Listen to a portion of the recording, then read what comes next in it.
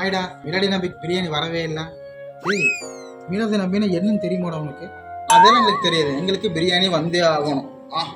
அதையா தெரிஞ்சுக்க வாழ்க்கையில. நபிகள் நாயகத்து மேல அதிகமான கொண்ட அன்புனால எல்லா மக்களும் கொண்டாடிட்டு இருக்காங்க.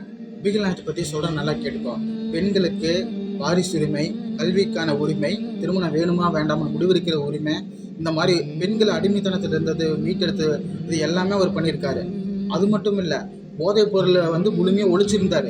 கருப்பின்னா வெள்ளைன்னாங்கிற வேறுபாடு இருந்துச்சு, ஜாதி வேறுபாடு இருந்துச்சு. இது எல்லாத்தையும் முழுமையாக ஒழிச்சு தலைவரே ஒரு தலைவர் யாருன்னா அது நபிகள் நாயகம் மட்டும்தான். இப்போ வரைக்கும் யாருனாலும் சாதிக்க முடியாத விஷயத்த அவர் 1400 வருஷத்துக்கு முன்னாடி சாதிச்சு முடிச்சுட்டாரு.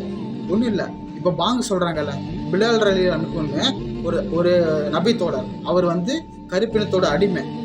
அவர் சொன்ன பாங்கு தான் இப்போ வரைக்கும் பாங்கு சொல்றாங்க. இந்த உலக அழகிற வரைக்கும் பாங்கு சொல்லுவாங்க. இப்போ புரியுதா? ஓரிரை கொள்கையை தான் முக்கியமாக வலியுறுத்துறாரு. இறைவனுக்கு முன்னாடி எல்லாருமே சமம் தான், யாருமே பெரியவங்க சின்னவங்க அந்த மாதிரி யாருமே இல்லை. யார் உயர்ந்தவங்க அப்படின்னா இறைநம்பிக்கை கொண்டு இறையச்சத்தோடு யார் இறைவனை வழிபடுறாங்களோ அவங்க மட்டும்தான் உயர்ந்தவங்க அப்படின்னு சொல்லியிருக்காரு. அப்போ நீ அடுத்த கேள்வி கேட்ப, அப்போ அல்லாஹ் மட்டும்தான் கடவுளா? அல்லாங்கிறது அரபி வார்த்தைடா. தமிழில் ஒரே ஒரு இறைவன் தான். அந்த இறைவன் எல்லாத்துக்குமான இறைவன். உனக்கு ஒரு இறைவன் எனக்கு ஒரு இறைவனால கிடையாது. இந்த முழு பிரபஞ்சத்துக்கும் ஒரே ஒரு இறைவன் தான். ஈக்குவாலிட்டி முழுமையாக நிலைநிறுத்திருக்காரு.